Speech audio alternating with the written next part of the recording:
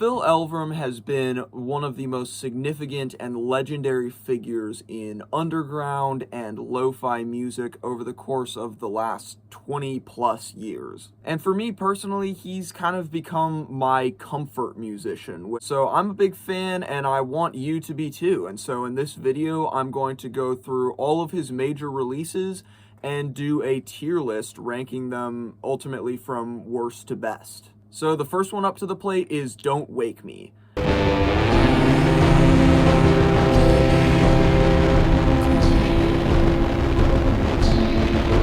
And this very much feels like a first album. It feels like he's just kind of experimenting with this sound and kind of getting his footing still. There are a lot of song fragments on this album that are kind of pleasant while they're on, but they never really develop into memorable songs. There's a lot of good ideas that he would go on to develop further into memorable songs on future albums, but as it stands on this album, with only a couple of exceptions, none of these tracks really have any staying power. And so while it's perfectly pleasant to put on and listen to in the background, I don't exactly love it, and so I am going to put it comfortably into the C tier. Now, the next release is It Was Hot, We Stayed in the Water. I started to glow.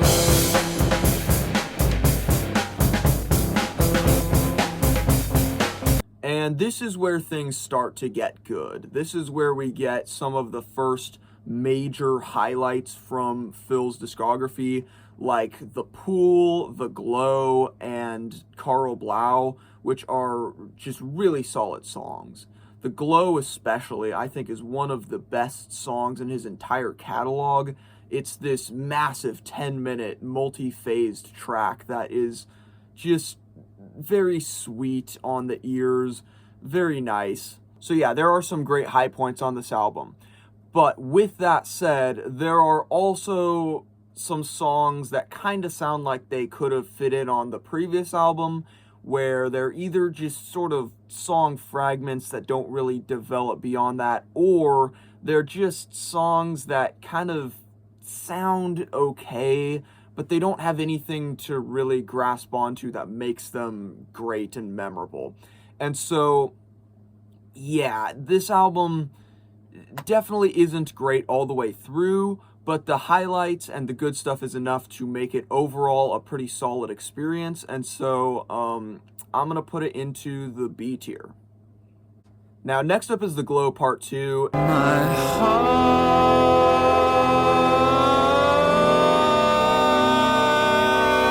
beats loudly. This is one of those albums where its reputation precedes it.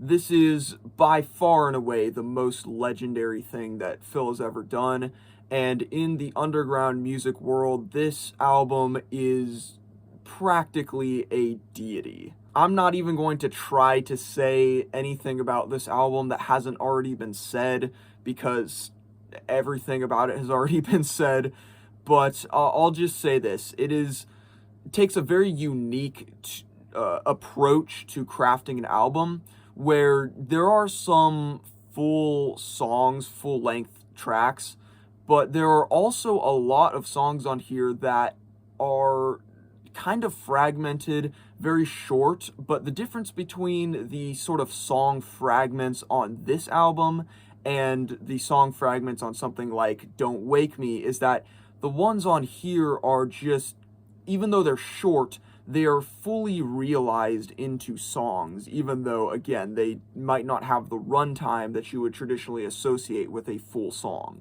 And my God, some of the songs on here are just so good.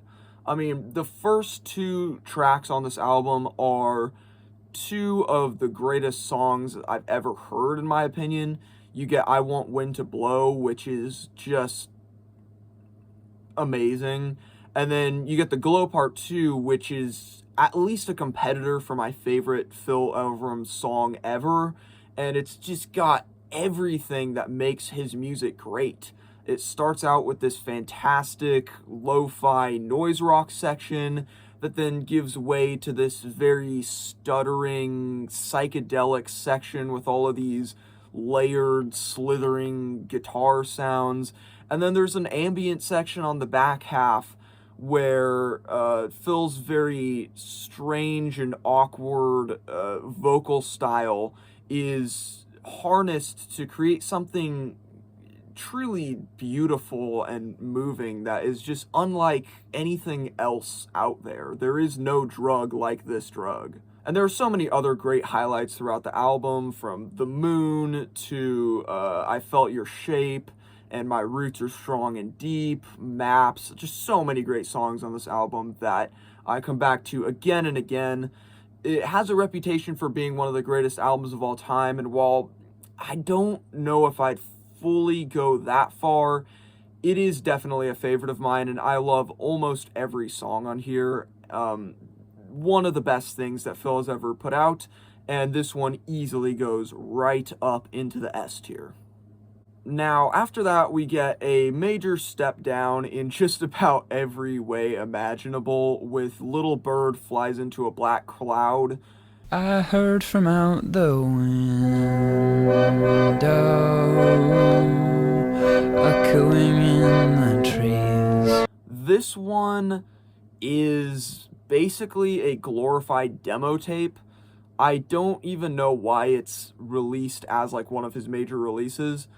And in case you're not familiar, the thing with this album is that the first half of it is not bad. I mean, Fruit Tree, I think, is a standout track, but with that exception, most of the songs on the first half are just, they're fine, they're listenable, but they're C tier at best, you know. But then where the album really goes off the rails is in the second half, where suddenly we start being given this series of spoken word poetry tracks with no musical backing. And to me, that just feels like such a feat of self-indulgence. Like, who is asking for those? Even the most hardcore fans, are they really asking for these? And the fact that they're all bunched together in the back half, it's not like they're interludes or something, they're just all bunched together there. This one, while, again, the first half isn't too bad, I'm going to put it into the D tier. It's pretty boring and not one that I would really recommend listening to. But thankfully, after that, we bounce back pretty quickly quality-wise with Mount Eerie. But who's there to see me walk out? And this album is really, really good. With the exception of Microphones Part 2, which we'll get to in a little bit, this is Phil's most cohesive album, where the whole thing is presented basically as one song, and even though on like streaming platforms it's split into 1, 2, 3, 4, 5, it's still all basically one big multi-phased song. The album starts out with this very slow intro where you just get these silence at first, and then very gradually out of the silence you get these little hand drums that slowly become louder and louder and louder until eventually, after something like 5 minutes or so, they've kind of taken over the mix and it's kind of beginning to develop into a song. And then I think it takes like 7 minutes before Phil actually comes in vocally. But then once he does, the song just blooms and develops into this really great thing. And then from there, as you go deeper into the album, it starts out relatively normal, at least by underground music standards. But once you start getting deeper into the album, towards like track 3 and 4 and 5, things start to get really weird. I just think it's such a cool, surreal, dreamlike experience that it feels like you're just on this train being dragged deeper and deeper into this bizarre experience. But by the end, it is really satisfying, and it's an experience that you kind of want to go back and do all over again. Mount Eerie is definitely one of Phil's strongest projects, and so yeah, in my opinion, I'm going to put it up in the S tier. Now, up until this point, Phil had been releasing his music under the moniker of the Microphones. And so those first 5 albums were released under that moniker. But now at this point, he decides to shift over and he takes up the moniker of his fifth album, Mount Eerie, and he starts releasing music under the name of Mount Eerie. I know it's really confusing, but that's kind of what you have to get used to if you want to listen to this guy's music. So the first album that he released under the Mount Eerie moniker is No Flashlight.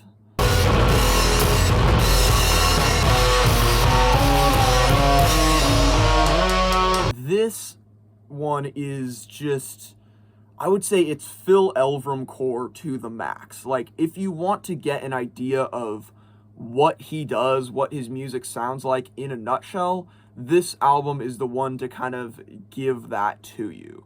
And it's not a perfect album. There's definitely some songs that don't really work, but there are enough highlights like No Flashlight Part 1 and Two Mountains, and also the very strangely titled The Moan, which is probably the best song on the album. Those highlights make up enough good material for me to say that this is overall a pretty good album. So I'm going to put it in B tier, and there's not much more to be said about it than that. And now next up, we get a very weird one in his catalog, which is 11 Old Songs. Some people say, arise, arise, arise, friend, live. And this is another one that feels like a glorified demo tape to a certain extent. On this one, he embraces this different sound where he starts playing with these kind of synth sequencing and stuff, and all the synths just sound kind of cheap and boring. I'd say by like the third track, I'm like, okay, is this all you have to offer musically? Because there's just no real variety. Just every song kind of sounds the same. And the irony, the incredible irony of this 11 Old Songs release is that a majority of the songs on this album he went on to redo on future albums, and when he redid them, they're all better without exception. Every single song from this album that he went and redid on future albums, they're all better than they are on this album. So it's like he took songs that fundamentally had the potential to be good and somehow made them suck. Yeah, I can't believe just how disappointing this album is. It's hard to believe that the artist who has done such incredible things that I'm such a fan of can do something so cheap and with so little dimension to it. Yeah, this one I don't like at all, and I'm putting it in the E row. But thankfully, following that, we get a major improvement with his following album, Lost Wisdom. Lost wisdom is a quiet echo. This is a collaborative album that he did with fellow singer Julie Doiron, I think is how it's pronounced, and songwriter Fred Squire, where the three of them teamed up to create this experience. And when I first listened to it, I wasn't a huge fan of it. It didn't really click with me at first, but the more I've listened to it, the more it's progressively grown on me to where now I'd say it's one of Phil's better releases. I love the duets and the way that Phil and Julie's very unconventional vocal styles kind of line up and complement each other really well. I also think a lot of the tunes have stuck with me more than I expected. The instruments are pretty good, and there's some really great little lyrical moments that have stuck with me as well. And so I'm going to put it in the A tier. Following this, we get Dawn. Open-handed, I read the books. And this is a sprawling little album that was created by Phil in isolation, where it's his most stripped back album. You just have guitars and his voice, basically. And it seems like maybe I'm not 100% clear on the details, but it seems like he had kind of retreated to a cabin at this point in his life to kind of get over some emotional stuff that he was going through. And this album was basically like a journal that he kind of created along the way. There are a lot of songs in this album that are redos of previous songs that he had done, and some of them are better than the originals. Like the redos off of 11 Old Songs are definitely better on this one. But he also redid some tracks off Lost Wisdom, and the redos on that end don't really add anything in my opinion. I could really take or leave those ones. But aside from those redos, there's also a lot of really great original songs. Yeah, overall, Dawn is a testament to how much you can do with very little. In this case, just a guitar and a voice. I'm going to put it in the A tier. Now, following this, we get White Stag.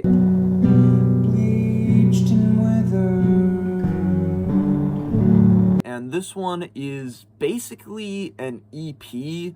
It is under 20 minutes, and it's just got a small handful of songs on it, and it just kind of feels like maybe some loose ends that he wanted to put out there. And frankly, I'm pretty ambivalent on this one. The songs are perfectly fine. There's nothing bad about them, and they're, I guess, kind of relaxing and whatnot while they're on, but they certainly don't have any staying power, and so, yeah, I just feel kind of compelled to put this one in D tier. It's not really much to write home about, and doesn't really even give me that much to talk about. But what gives me a lot more to talk about is his following album, Wind's Poem.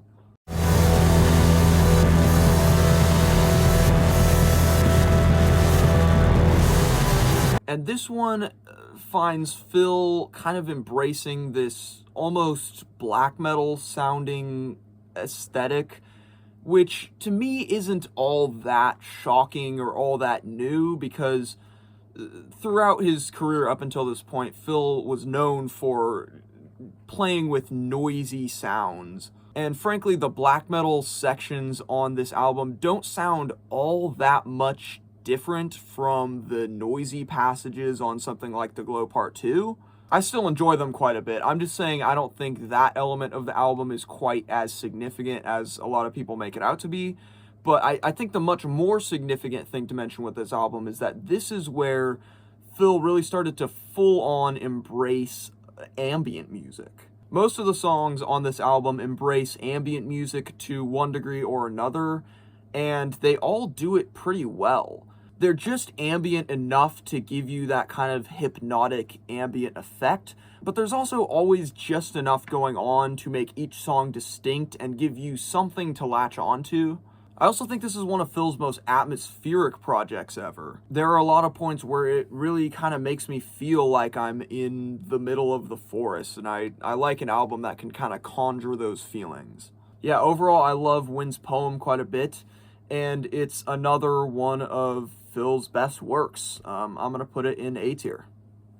Next up is Wind's Poem Part 2, aka Clear Moon. Or if I don't. This one continues the ambient and black metal directions that Phil started with Wind's Poem, and I gotta say, it doesn't do them quite as well. The songs on this one, for the most part, just are not as impactful as they are on Wind's Poem, but it's still a good album overall. And there are some pretty solid atmospheric highlights as well. I'm going to put this one in B tier. Following that, we get Ocean Roar.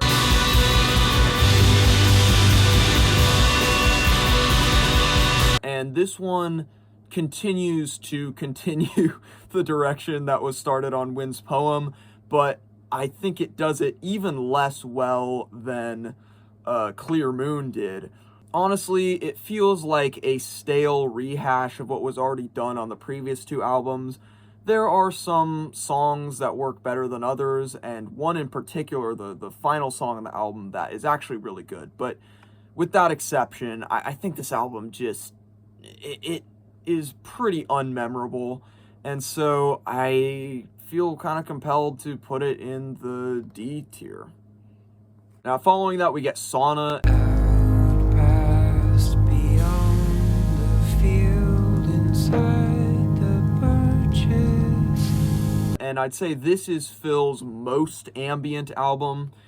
He definitely was pretty ambient on the previous few releases, but this one, he goes even deeper. And I gotta say, this one is at least an improvement over Ocean Roar, and it almost, not quite, but it almost, I'd say, reaches the level of Clear Moon.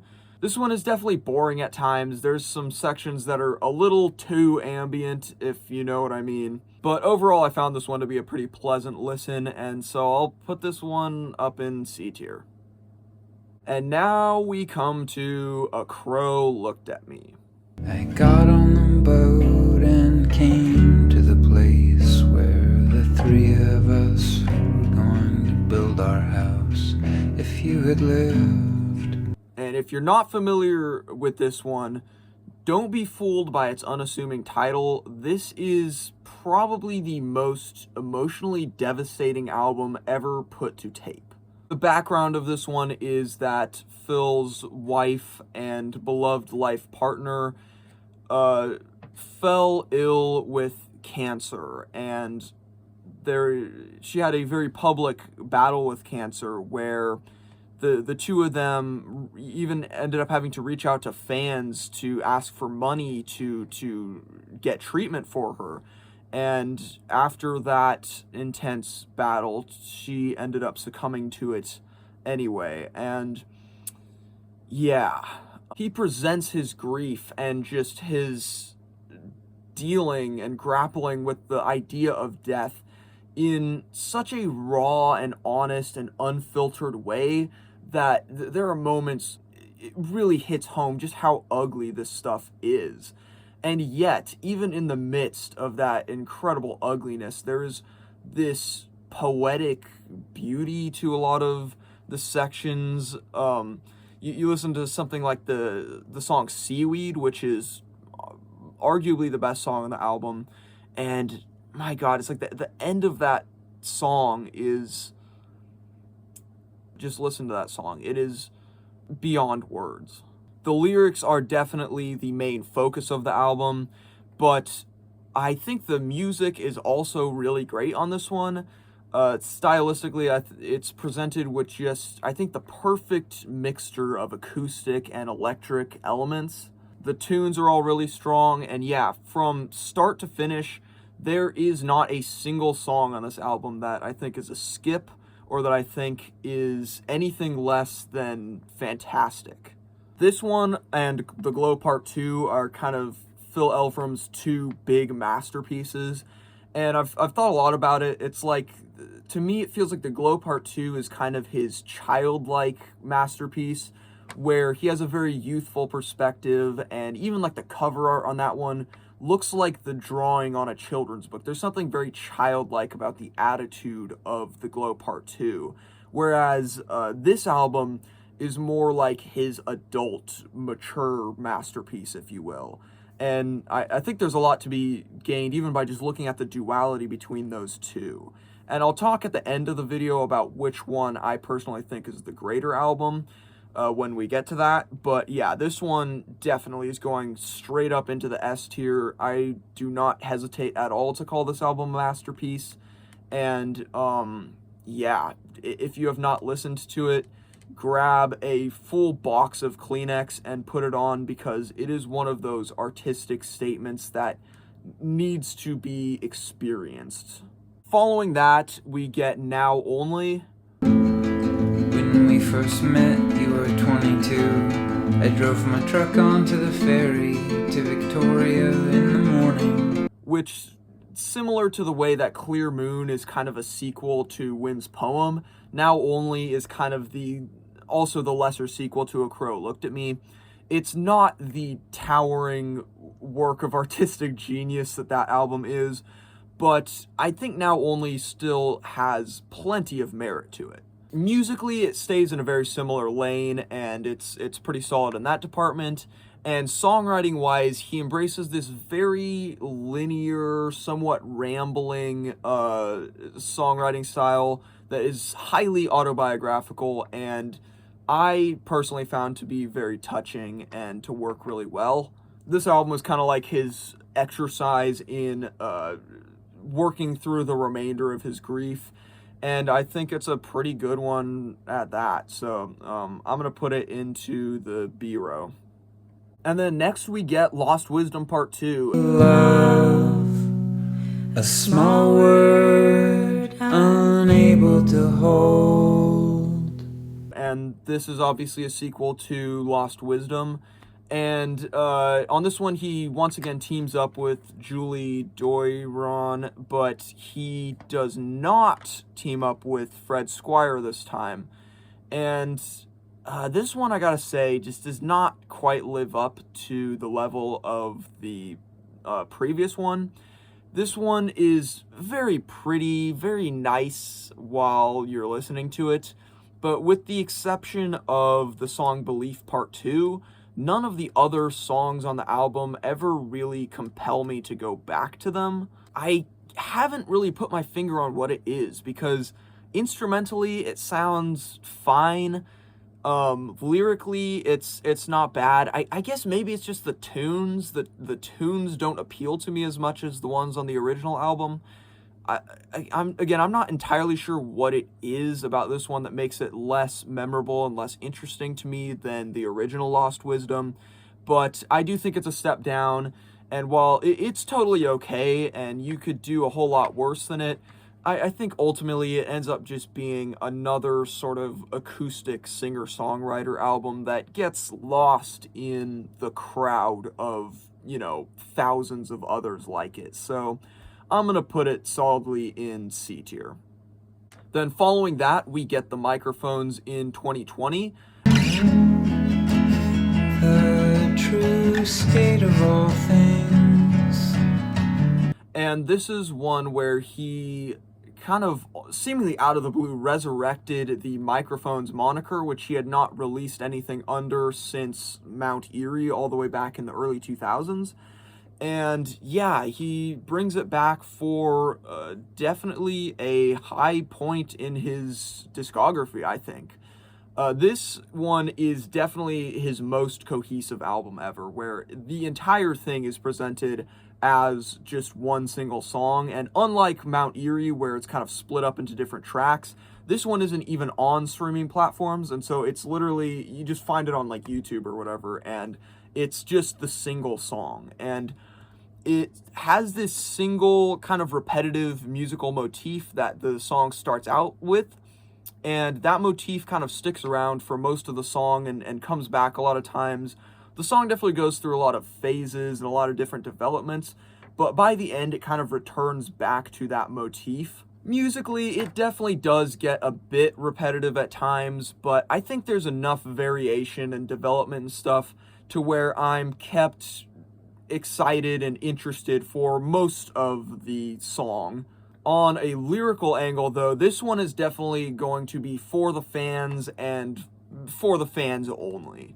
This is a very autobiographical album, where I think on this one he does the autobiographical rambling angle even better than he did on Now Only.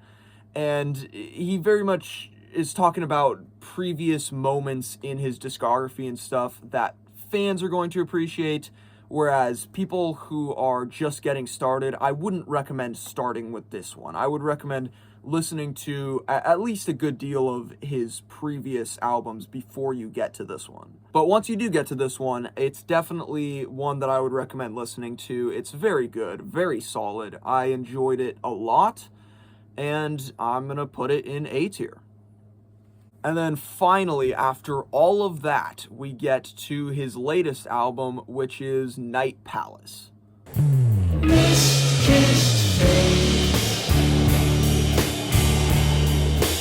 past grass shuffle. I nicknamed this one The Glow Part 3 because it kind of feels very much in line with The Glow Part 2. There's a lot of song fragments and a lot of wild variation in terms of song lengths, in the same way that The Glow Part 2 did that. And really, this album to me feels like a celebration of all that he's achieved over his very long and prolific career. he touches back on just about every sound that he has worked with over the course of his career, from the noise rock stuff to the garage rock stuff to the acoustic folksy stuff to even a little bit of ambient stuff at times. And it all goes over just really well. I always leave this album feeling like it was so worth listening to all of the albums previously in order to get here. It's like the final movie in a series that just perfectly pays everything off. And that's kind of how I feel about Night Palace. It's really quite good, and if you are a fan, if you've liked any of his previous stuff, I highly recommend this one. And honestly, even as a starting point, this one could really work as a good starting point of getting into his music, because again, it gives you everything in this one package. It is definitely long, so it's not one that you're gonna just throw on and maybe listen to it in one sitting, but it's definitely one of his best releases. And so yeah, I'm putting it right up there into A tier. Alright, so now that all of the albums are in their respective tiers, I want to go a step further and rank these all from worst to best, actually. I thought that would be kind of fun. So the way this is going to work is that, like, the closer they are to the left, the higher in the tier they are, and the farther over to the right they are, the less good they are, I guess. And so, starting at the bottom, we've got 11 Old Songs in E tier. That's the worst. And then at the bottom of D tier, I think I'm going to put Blackbird. This one is just, yeah, so, what's the word? So unnecessary, man. And then I'll put White Stag above that, kind of just an EP, that's fine. And then Ocean Roar above that, where it's got much more merit to it, but still just kind of feels missing something. Then at the bottom of C tier, I will put Don't Wake Me. This one, yeah, song fragments. It's nice for the beginning of a career, but not much now looking at the stuff that he's accomplished. Then below that, I will put Lost Wisdom Part 2. And Sauna, I will put above that one. Pretty high C tier right there. Then above that, let's see, bottom of B tier, I think I'm going to put Clear Moon. It's pretty good, but not one that I'm going to return to very often. And then above that, I will put No Flashlight. Yeah, No Flashlight. Then Now Only will go above that. It's pretty good, but in my opinion, doesn't have that much replay value, I guess. And then above that, I'll put It Was Hot We Stayed in the Water, mostly just because it has those really great highlights on there. Then next up at the bottom of A tier, I think I'm going to put Dawn. There's definitely some songs on there that are rehashes or that I could take or leave, but overall very nice. And then Lost Wisdom I'll put above that. Very touching little duet album. And I'll put Microphones in 2020 above that. Good stuff. Put Wind's Poem above that. And then at the top of A tier, I will put Night Palace, which is really good. Then next, at the bottom of S tier, I do think Mount Eerie, as great as it is, doesn't quite compare to these other two. And then right here at the top, we've got the big comparison of, like, which one's better? The Glow Part 2, the childlike masterpiece, or the incredible A Crow Looked at Me, which is a more adult masterpiece. And for me, I think I'm going to put A Crow Looked at Me slightly above The Glow. The main reason being that there are a couple songs on The Glow that I'm not super crazy about. There's some moments on there where I'm like, this could have been trimmed up a bit.